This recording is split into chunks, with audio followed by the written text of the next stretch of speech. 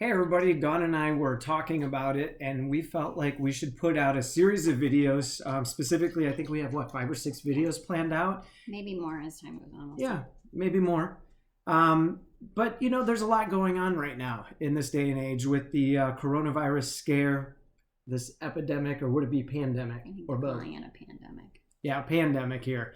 So I think a lot of people are stuck at home, and of course, remember if you've been following our videos that your dog is learning by watching you, and you behave as you perceive your situations. So if you're watching this video, chances are you're probably stuck at home or working from home like Dawn is, which means that it's a break in your normal routine. Some people look forward to going to work because it does break up the monotony of dealing with the kids, dealing with your spouses, and it gives you that time to just be away and kind of be yourself in a different setting. And that's a normal feeling. It's a normal desire. And so being stuck inside can definitely have an impact on our emotions and our behaviors and things like that, which can trickle down and modify your dog's behavior. And then when this is all over, it's funny because a lot of people aren't making the connection that, my gosh, why is my dog now doing this? My dog didn't do this before. Well, it turns out there was a change to the environment. In other words, the dog's norm, the way it affects you, it also affects the dog. So Dawn and I wanted to give you guys some helpful hints on some things that you can do to coexist a little bit better during these difficult times so that it doesn't have a negative impact on your dog. One of the things that we have to understand is that sometimes not being able to go to work and have our daily routine, it causes penned up negative energy.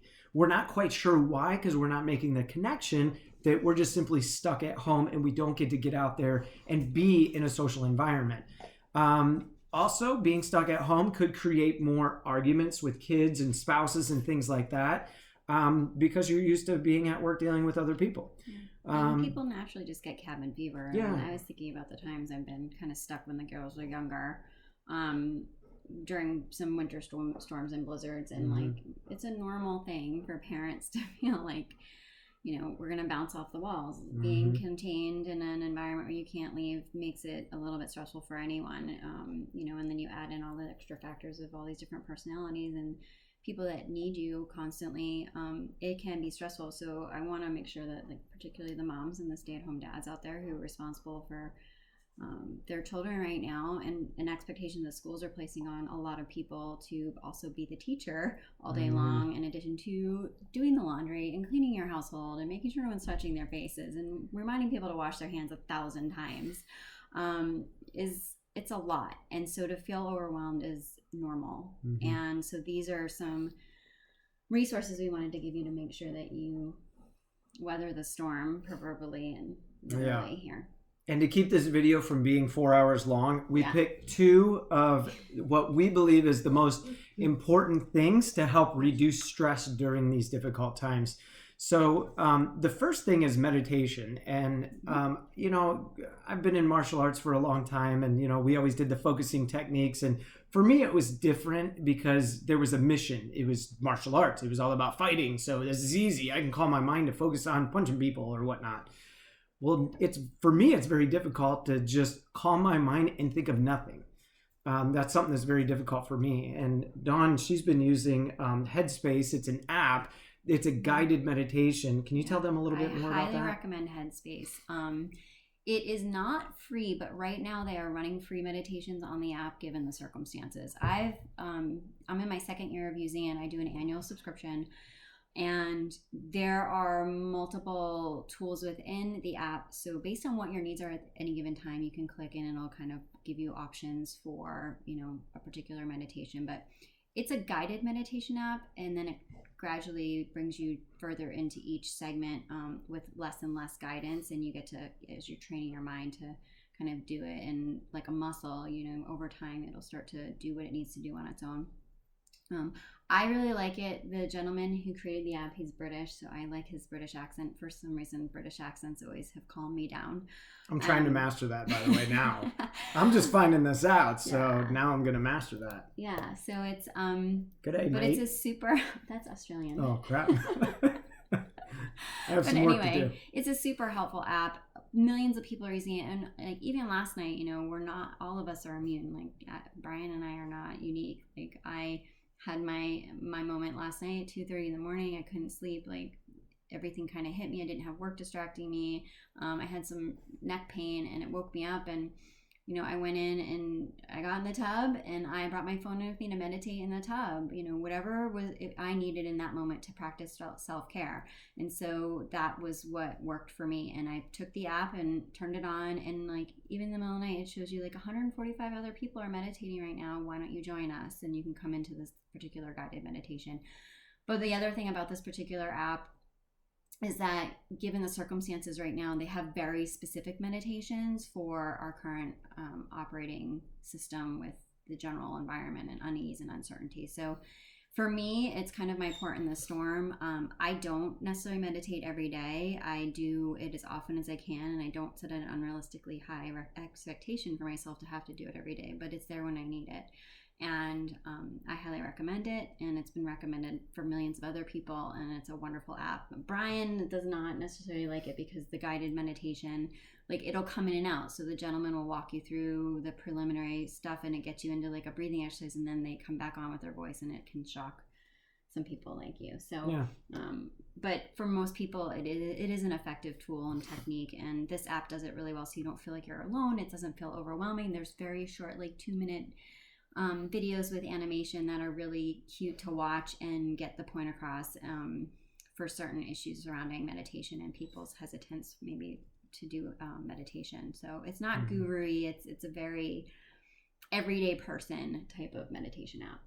So hopefully that's helpful for you guys. And one of the things that you can do when you're going through these guided meditations, and this is something that I've learned over and over and over again studying psychology and as I go through my cognitive processing therapy through VA, is to force good thoughts. And that's really hard to do sometimes, and it takes a lot of discipline, it takes a lot of consciousness.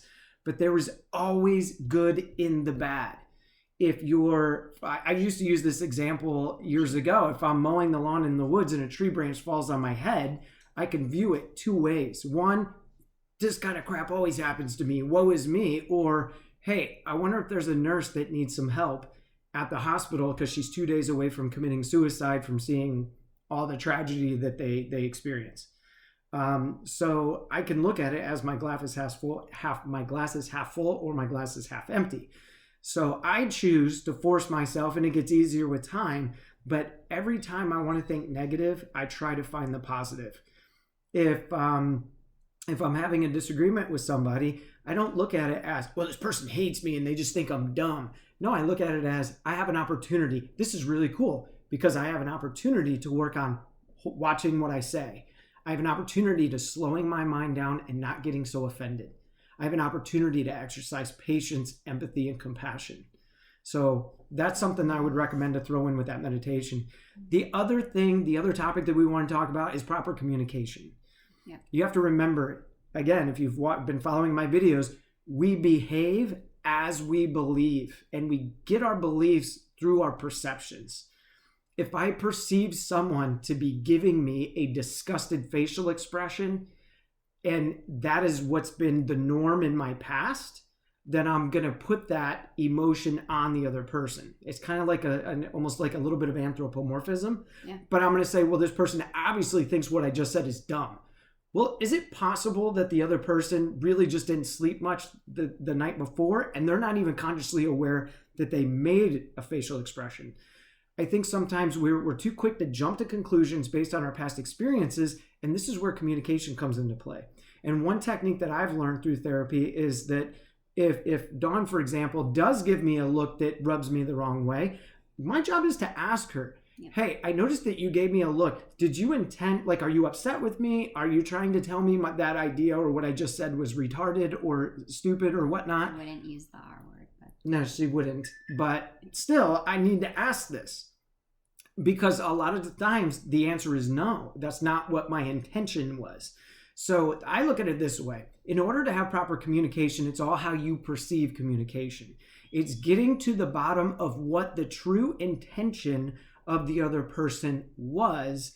Then you can decide whether or not to be upset. But start there. Start talking about what you're feeling. Hey, when you did this, It bothered me. Did you mean to do that because of this? And sometimes you must be prepared. The answer is going to be, yeah, you really pissed me off. So then how are you going to, where are you going to go from there? How do you evolve your communication from there? Well, you need to ask the other person, okay, how did you perceive what I did? Because it's not just determining whether or not the other person had those intentions, but did you have those intentions?